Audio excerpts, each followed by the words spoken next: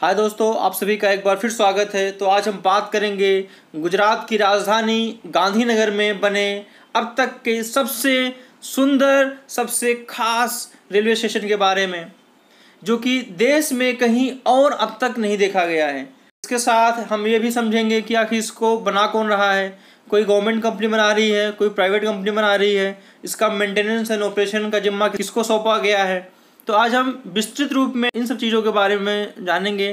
तो आइए दोस्तों, स्टार्ट करते हैं आज का वीडियो। दोस्तों, इस स्टेशन की कई सारी खासियतें हैं। जैसे यह अब ऐसा रेलवे स्टेशन है जहां अलग से प्रार्थना रूम और बेबी फीडिंग रूम बनाया गया है, जहां पर अलग अलग धर्म के लोग अपना प्रार्थना कर सकते हैं। इसके अलावा इस स्टेशन में कई आधुनिक सुविधाओं के साथ प्राथमिक उपचार के लिए एक छोटा सा अस्पताल भी बनाया गया है। इतना ही नहीं, Gandhinagar railway station 5 star hotel के नीचे बना है।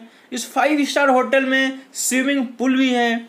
5 स्टार होटल में पहुंचने के लिए स्टेशन के अंदर से ही एक गेट तैयार हुआ है, जिससे यात्री ट्रेन से उतरते ही सीधा होटल पहुंच सकते हैं।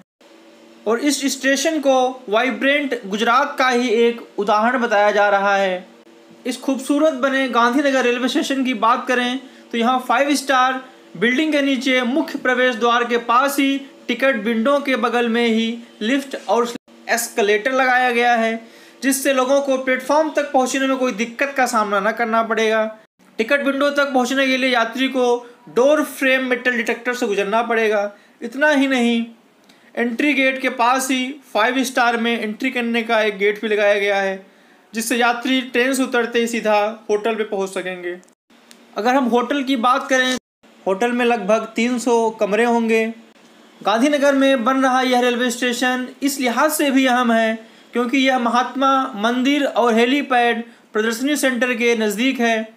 महात्मा मंदिर से सटे परिसर में हर दूसरे वर्ष गुजरात वाइब्रेंट समिट होती है, जिसमें देश दुनिया के नामचीन लोग आते हैं। उन लोगों को अभी तक अहमदाबाद के आसपास के 5 सितारा होटल में ठहराया जाता था, लेकिन अब यह गांधीनगर में 5 स्टार होटल बनने के बाद प्रतिनिधियों को यहाँ ठहराया जा सकेगा।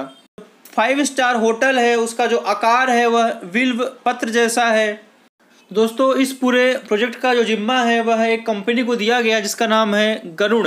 काफ़ी लोग कह रहे हैं कि गांधी रेलवे स्टेशन प्राइवेट है। नहीं, इसी के बारे में आज हम जानेंगे कि जो गरुड़ है, इसका जो पूरा फुल फॉर्म है वह है Gandhi railway urban development company. और इस कंपनी में 2 लोगों की हिस्सेदारी है।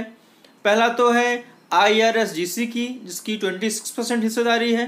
दूसरा है GIDB, Gujarat infrastructure development board, जिसका 74% हिस्सेदारी है।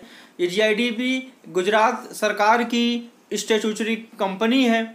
और अगर हम IRSGC की बात करें तो IRSGC को 3 कंपनी ने मिलकर बनाया है।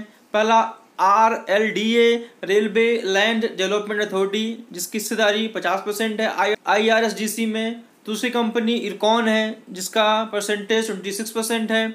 तीसरी कंपनी है रिट्स, जिसकी हिस्सेदारी IRSGC में 24% है। जो तीनों कंपनियां हैं ये रेलवे की कंपनी हैं।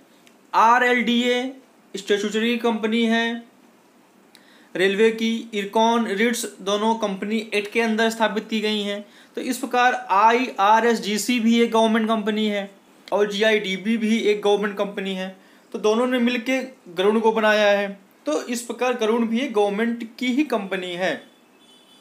तो ये अब लोग अपने दिमाग से निकाल दें कि जो गांधी रेलवे स्टेशन है उसको प्राइवेटाइज कर दिया गया है। ऐसा नहीं है। गांधी रेलवे स्टेशन को बनाने के लिए जो उसके बाद ऑपरेशन, मेंटेनेंस, इस सब का जिम्मा इसी को दिया गया है। इसके साथ साथ ये गरुड़ को महात्मा मंदिर कन्वेंशन एंड एग्जीबिशन सेंटर का भी जिम्मा दिया गया है, जो कि गांधीनगर रेलवे स्टेशन से जस्ट 700 मीटर की दूरी पे है। तो इन दोनों का जो ऑपरेशन मेंटेनेंस का जिम्मा है ये गरुड़ को ही दिया गया है और गरुड़ एक गवर्नमेंट कंपनी है। और हम बता दें तो इस स्टेशन का जो उद्घाटन है वह माननीय प्रधानमंत्री श्री नरेंद्र मोदी द्वारा 16 जुलाई 2021 को किया जाएगा। तो दोस्तों, मैं आशा करता हूं आप सभी को यह समझ में आ गया होगा कि जिस कंपनी ने इसका निर्माण किया है और उसको ऑपरेशनलाइज और वो मेंटेनेंस का जो जिम्मा है वह सब एक गवर्नमेंट की कंपनी द्वारा उठाया जा रहा है। दोस्तों, अगर आपको वीडियो पसंद आई हो तो इसको लाइक शेयर सब्सक्राइब जरूर करें। धन्यवाद।